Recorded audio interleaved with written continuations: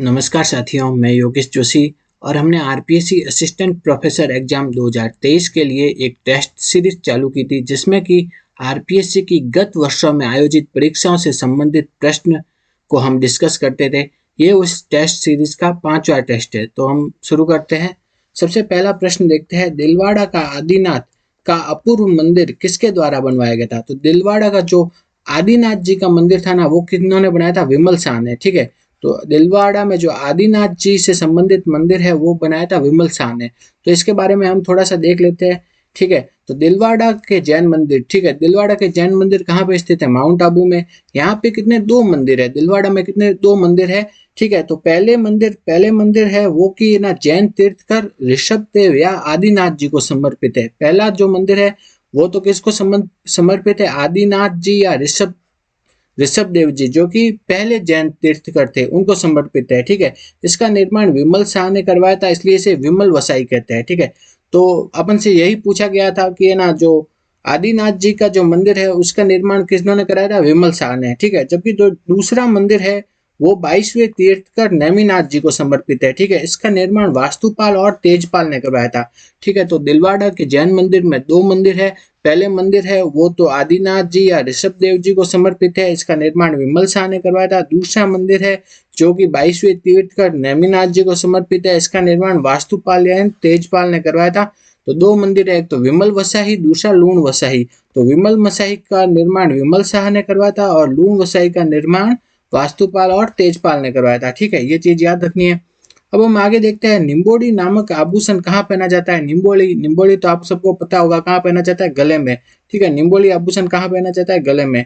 ठीक है, अगला प्रश्न हम देखते हैं, नृत्य जिसमें किसी वाद्य यंत्र का प्रयोग नहीं होता, तो वो नृत्य कौन सा है? वो नृत्य है वालर। वालर नृत्य में किसी वाद्य यंत्र का प्रयोग नहीं होता और वालर नृत्य किसके द्वारा किया जाता है? गरासिया जनजाति के द्वारा। ठीक है, तो वालर नृत्य किसके द्वारा किया जाता है? गरासिया जनजाति के द्वारा किया जाता है और इसमें किसी प्रकार के वाद्य यंत्र का प्रयोग नहीं होता है। ठीक है, गरासियों के नृत्य क्या है तो वो याद करने की, ठीक है, मोजा माँ कूद लू वाल। क्या है? कूद लू वाल। ठीक है, और फिर वाल, तो और माँ क्या बोलती है? नहीं, गिर जाएगा। ठीक है, तो मो से मोरिया, जा से जावर, माँ से मादल, कूद से कूद, लू से लूर, वाल से वालर। ठीक है, ये सभी किसके? गरासियों के नृत्य है।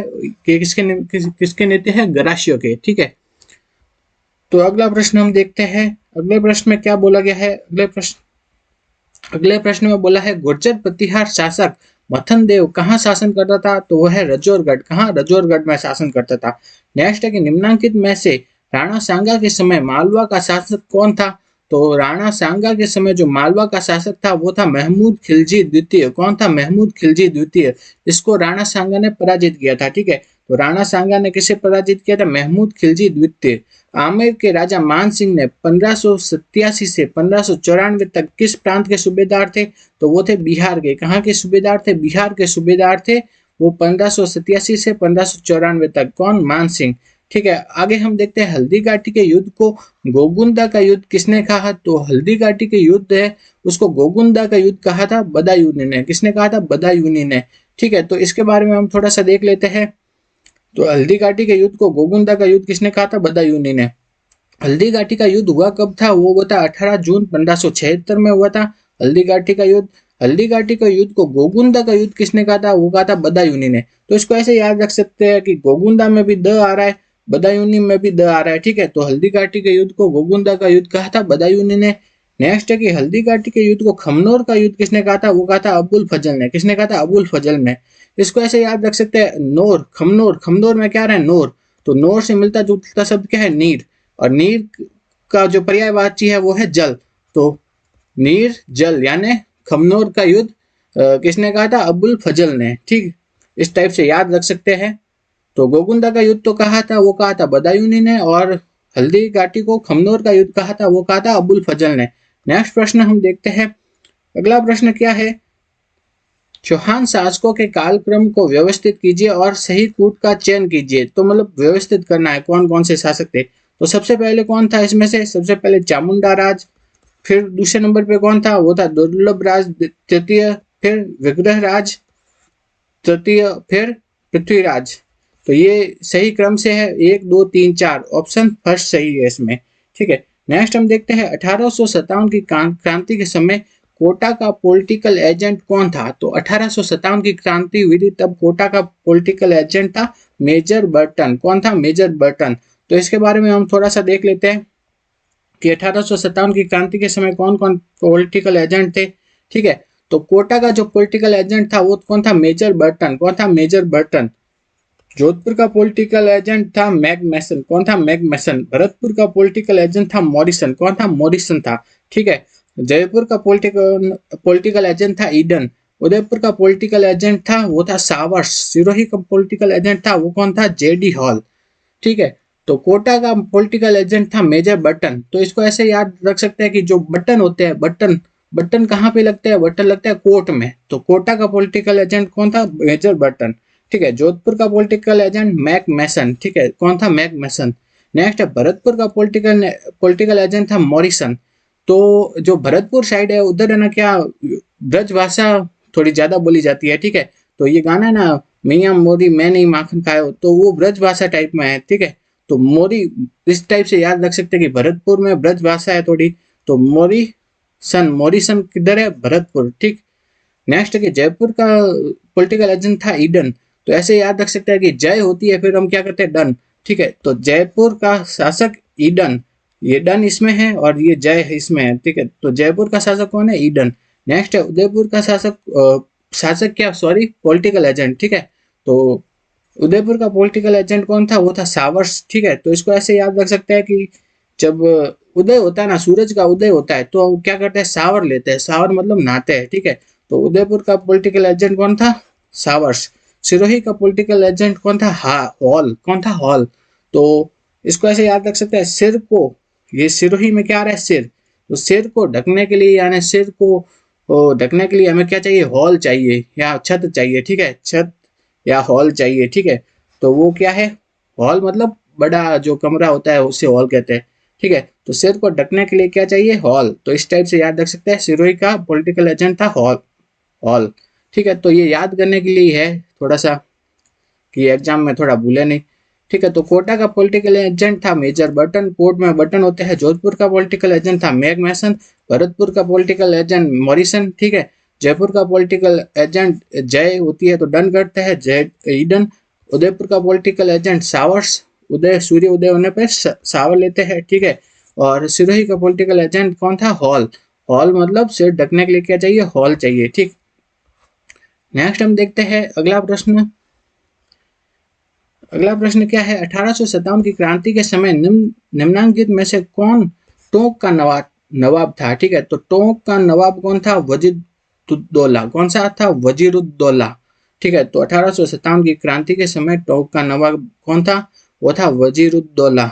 नेक्स्ट है कि नरेंद्र मंडल का प्रथम चांसलर कौन था? तो नरेंद्र मंडल का जो प्रथम चांसलर था ना, वो कौन था?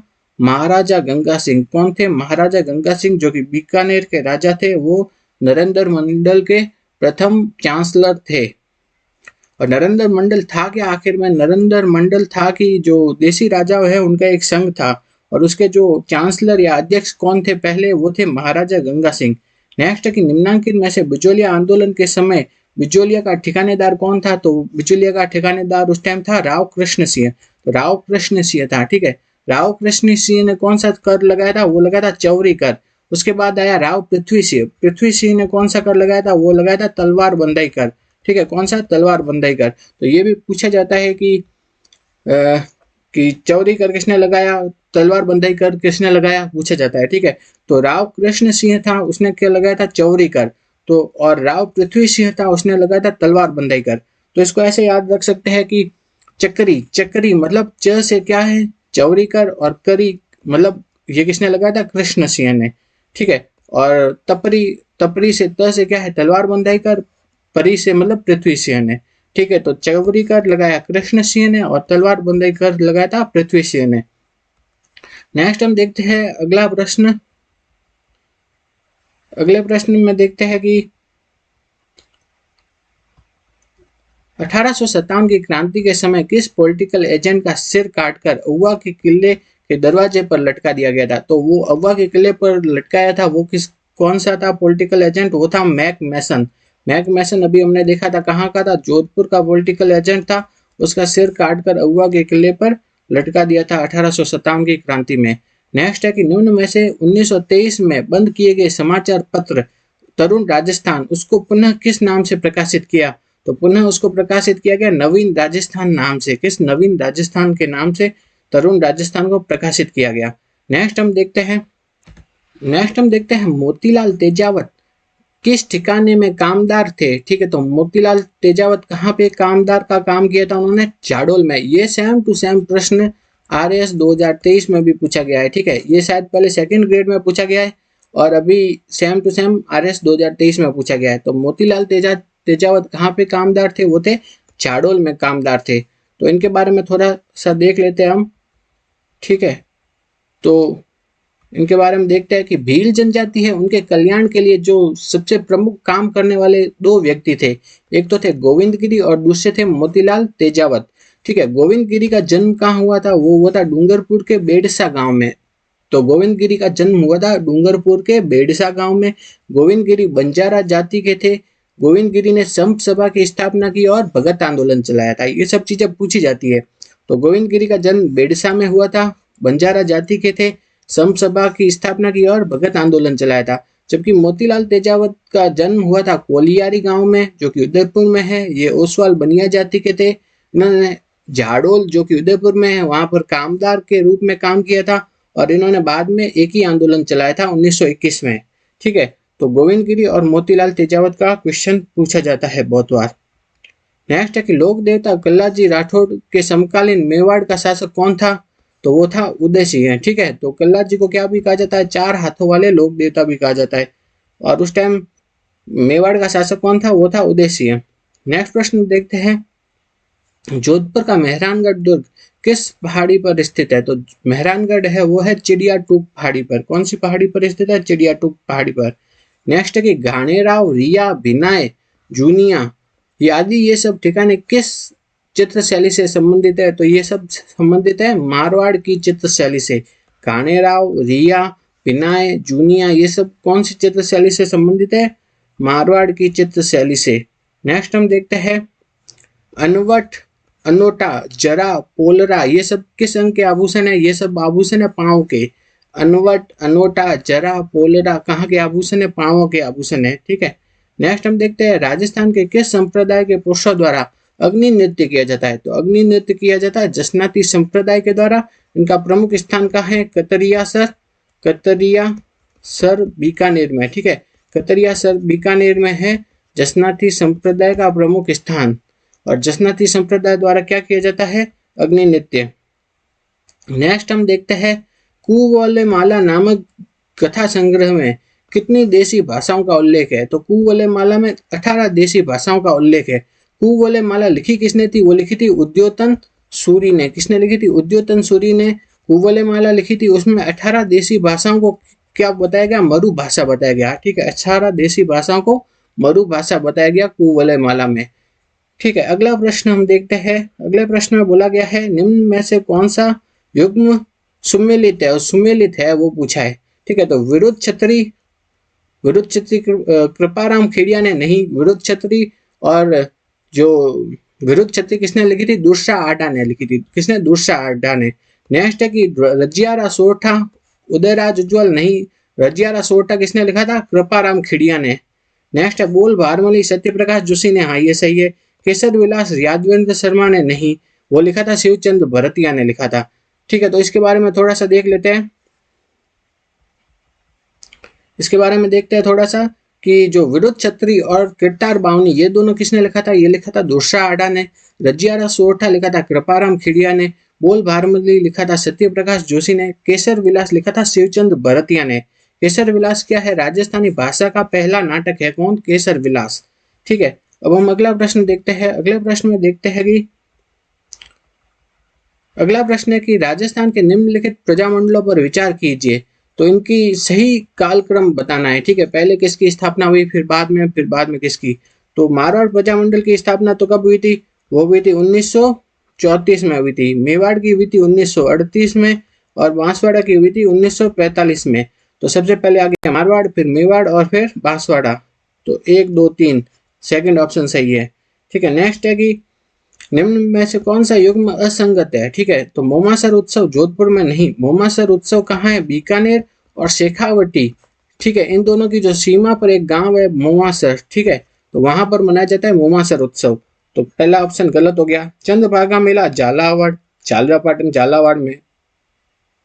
नेक्स्ट है कि कजली तीज बूंदी में, शीत महोत्सव माउंट आबू में, ये सब सही है। तो असंगत पूछा है, तो असंगत क्या है, पहला ऑप्शन। मोमासर उत्सव जोधपुर में नहीं मनाया जाता, वो मनाया जाता है बीकानेर शेखावटी के बॉर्डर पे एक गांव है मोमासर, वहां पे। नेक्स्ट है कि प्रथम बार सात हजारी के मनसब और मिर्जा राजा की उपाधि प्राप्त करने वाला आमेर का शासक कौन था। तो वो पहली बार प्राप्त करने वाला शासक था, वो था मानसिंह। कौन था, मानसिंह। नेक्स्ट प्रश्न हम देखते हैं, मुगल मारवाड़ संघर्ष छिड़ने पर मेवाड़ के किस महाराणा ने राठौड़ों का साथ दिया। वो थे महाराणा राज सिंह। महाराणा राज सिंह ने राठौड़ों का साथ दिया था उस टाइम। ठीक है, वो औरंगजेब के विरुद्ध थे महाराणा राज सिंह। ठीक है, अब हम अगला प्रश्न देखते हैं। अगले प्रश्न में पूछा गया है, कि राजस्थान के ग्रामीण पर्यटन स्थलों को उनसे संबंधित प्रदेशों से सुमेलित कीजिए। ठीक है, तो ताल छापर कहाँ है, चूरू में। जीन माता कहाँ है, रेवासा सीकर में। ये दोनों कहाँ स्थित है, शेखावाटी में। तो ए का क्या हो गया, चौथा। नेक्स्ट है कि ओसिया तथा किराड़ू मंदिर, ये कहाँ है, ओसिया तो है जोधपुर में, किराड़ू मंदिर बाड़मेर में। तो ये दोनों कहाँ हो गए, मारवाड़ में। नेक्स्ट हम देखते हैं हल्दी घाटी और मेनाल। हल्दी घाटी कहाँ स्थित है, राजसमंद में। ठीक है, और ये तो हो गया मेवाड़ में। ठीक है, तो नेक्स्ट है रामेश्वर महादेव और सीताबाड़ी, जो कि सीताबाड़ी कहाँ है, बारा में। तो ये कहाँ गया, हाड़ौती में आ गया। ठीक है, तो इसके हिसाब से जो ऑप्शन सही होगा वो होगा थर्ड ऑप्शन। नेक्स्ट हम देखते हैं, प्रतिहारों की 26 शाखाओं में से सबसे प्राचीन शाखा कौन सी है। तो सबसे प्राचीन शाखा है मंडोर। कौन सी शाखा है प्राचीन, सबसे मंडोर है। नेक्स्ट है कि अजमेर की स्थापना से पूर्व चौहानों की राजधानी कौन सी थी। तो चौहानों की राजधानी थी उस टाइम सांबर थी। कौन थी, सांबर। नेक्स्ट है कि अलाउद्दीन खिलजी ने जालोर के किस राजपूत वंश का अंत कर दिया। तो जालोर में कौन से थे, सोनगरा चौहान। कौन थे, सोनगरा चौहान वंश था। ठीक है, तो उसके राजा थे कानड़ देव, फिर वीरम देव। ठीक, नेक्स्ट है कि 1857 के प्रथम स्वतंत्रता संग्राम में अंग्रेजों के विरुद्ध झांसी की रानी लक्ष्मीबाई तथा तात्या टोपे को अपनी सेवाओं के वेतन और रसद हेतु धन किसने उपलब्ध करवाया था। तो वो थे अमरचंद बाठिया। कौन थे, अमरचंद बाठिया। तो अमरचंद बाठिया के बारे में एक बात ये याद रखनी है, ये राजस्थान के पहले व्यक्ति थे, जिनको की अंग्रेजों ने फांसी की सजा दी। ठीक है, तो जिनको अंग्रेजों ने क्या दी, फांसी दी थी। तो राजस्थान के पहले व्यक्ति कौन थे, अमरचंद बाठिया थे, जिनको की अंग्रेजों ने फांसी दी थी। और वो दी क्यों थी, क्योंकि उन्होंने तात्या टोपे की सहायता की थी, इसलिए। नेक्स्ट प्रश्न हम देखते हैं, विजय सिंह पथिक ने किस समाचार पत्र के माध्यम से बिजोलिया किसान आंदोलन को अन्य भारतीय समाचार पत्रों तक पहुंचा दिया। तो वो समाचार पत्र का नाम क्या था, प्रताप। क्या था, प्रताप।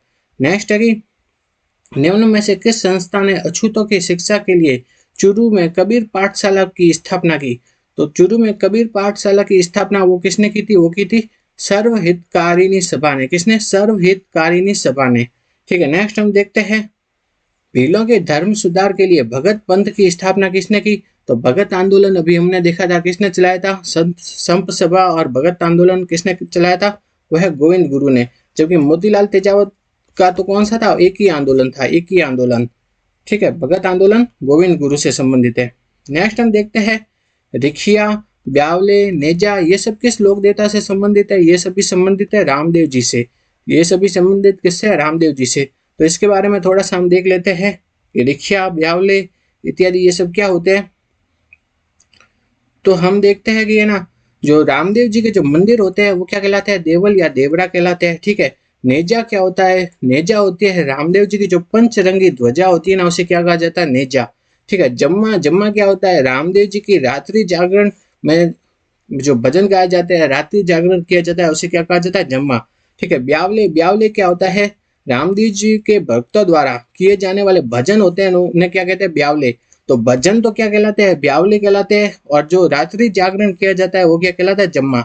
ठीक है, रामदेव जी का रात्रि जागरण जम्मा, और रामदेव जी के भक्तों द्वारा किए जाने वाले भजन भजन क्या कहलाते हैं, ब्यावले। ठीक है, रिखिया, रिखिया क्या होता है, रामदेव जी के मेघवाल जाति के भक्तजन क्या कहलाते हैं, रिखिया। ठीक है, तो ये सभी पूछा जा चुका है। तो नेजा क्या है? पंचरंगी ध्वजा। जम्मा क्या है? रामदेव जी का रात्रि जागरण। ब्यावले क्या है? रामदेव जी के भक्तों द्वारा किए जाने वाले भजन। रिखिया क्या है? रामदेव जी के मेघवाल जाति के भक्तजन क्या कहलाते हैं? रिखिया। ठीक है, अगर आपको हमारे ये वीडियो अच्छा लगा तो वीडियो को लाइक करो, ज़्यादा से ज़्यादा शेयर करो और हमारे यूट्यूब चैनल को सब्सक्राइब करो। Thank you.